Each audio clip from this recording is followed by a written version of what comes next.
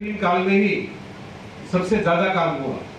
जो health sector में एक बड़ा इंफ्रास्ट्रक्चर खड़ा करने का जो काम हुआ, मैन पावर जो इस हेल्थ सेक्टर में चाहे डॉक्टर हो, पैरामेडिकल स्टाफ हो, उनको एंगेज करने का जो काम था उसी कार्यकाल में हुआ। और अभी मुख्य सचिव के नाते भी जो हेल्थ डिपार्टमेंट को जो भी सपोर्ट चाहिए, जो भी गाइडेंस चाहिए, सर हमेशा देते रहते हैं। तो इसलिए हमने सोचा कि आज के कार्यक्रम में सर को यहाँ पे इनवाइट करना ही उचित होगा, ताकि उनका मार्गदर्शन हमें मिलता रहे। तो इस वर्ल्ड ओरल हेल्थ डे के उपलक्ष्य में मैं आप सभी को शुभकामनाएं देता हूँ। और जो पिछले साल हमारे राज्य में जो डेंटल कॉलेज शुरू हुआ है, डेंटल हॉस्पिटल शुरू हुआ है, तो अभी हम इसका लाभ उठाते हुए जो जिला स्तर में या सब डिवीजन स्तर में प्राइमरी हेल्थ सेंटर तक जो डेंटल केयर को जो हमें मेन स्ट्रीम में लाना है, हमें वो काम करना होगा। क्योंकि अभी हमने देखा कि कार्य शुरू हुआ है, लेकिन जो उसका जो परिमाण है, जो जिस मात्रा में काम होना चाहिए, हमें और उस मात्रा में अभी हमें आगे दिनों में काम करना है। जैसे कि जो कैंप हमने देखी, पिछले साल 8 कैंप हुए हैं, तो ये बहुत अच्छी बात है। लेकिन मैंने देखा कि हमारे राज्य में करीब 60 के करीब डेंटल डॉक्टर्स हैं। तो हम तो सब जगह डेंटल डॉक्टर दे नहीं पाए, लेकिन जो जो क्षेत्र में डेंटल डॉक्टर है उस क्षेत्र में कम से कम हर महीने में 1 कैंप होना चाहिए। तो अगर हमने हर महीना में 1 कैंप किया और 60 डॉक्टर हमारे पास है, तो करीब हम लोग 500-600 कैंप हम लोग कर सकते हैं। अगर ये कैंप करेंगे तो ही हमारे स्कूल में और आंगनबाड़ी में जो हमें डेंटल स्क्रीनिंग करनी है इतनी बड़ी मात्रा में, वो हम कर पाएंगे।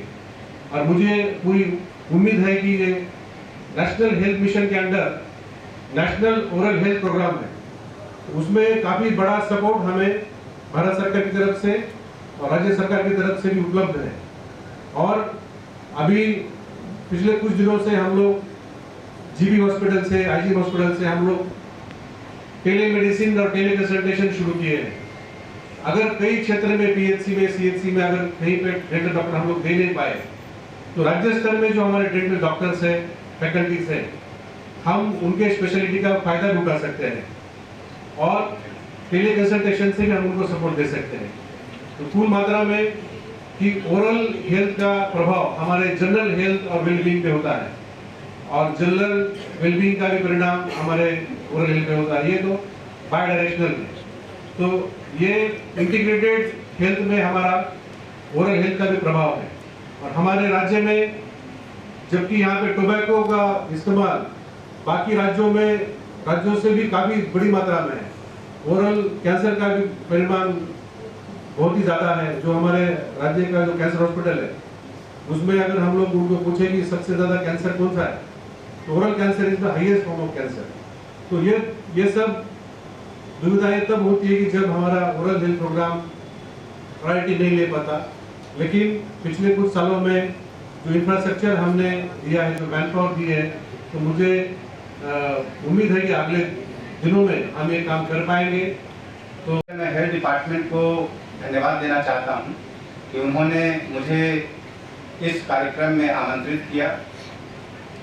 मैं भी हमेशा उत्सुक रहता हूं कि हेल्थ डिपार्टमेंट में क्या हो रहा है, क्या नहीं हो रहा है, और इन कार्यक्रमों के माध्यम से बहुत कुछ पता चलता है कि हेल्थ डिपार्टमेंट में बहुत कुछ हो रहा है।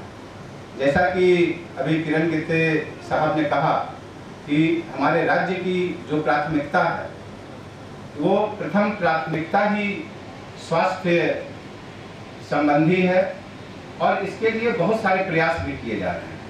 अभी आप लोगों ने कुछ समय पहले सुना होगा कि ओरल हेल्थ के ही संबंध में और इसी प्रांगण में करीब 200 करोड़ रुपए की लागत से एक डेंटल कॉलेज बिल्डिंग का शिलान्यास हो चुका है। अभी कुछ दिनों पहले हमारे माननीय प्रधानमंत्री जी ने किया था। इसी तरीके से पिछले कुछ वर्षों में, या यूं कहें पिछले कुछ महीनों में, डेंटल सेक्टर में अभूतपूर्व प्रगति हुई है। यह किसी से छुपा नहीं है, यह आप सब लोग देख सकते हैं। और इसी के माध्यम से हमारा जो हेल्थ सेक्टर है काफ़ी आगे बढ़ सकता है। अभी मैं कुछ समय पहले देख रहा था कि इस बार वर्ल्ड ओरल हेल्थ डे का थीम क्या है, 2024 का थीम क्या है। तो बहुत अच्छा लगा देख करके कि happy mouth is happy body. तो ये हम सभी पर लागू होता है। और यहाँ आशा बहनें मौजूद हैं, CHOs मौजूद हैं। जैसा कि किरण गीते साहब ने कहा कि हम लोगों ने पिछले वर्ष 8 से 10 ओरल हेल्थ कैंप किए हैं। तो मुझे भी ऐसा लगता है कि इसकी संख्या और भी बढ़नी चाहिए।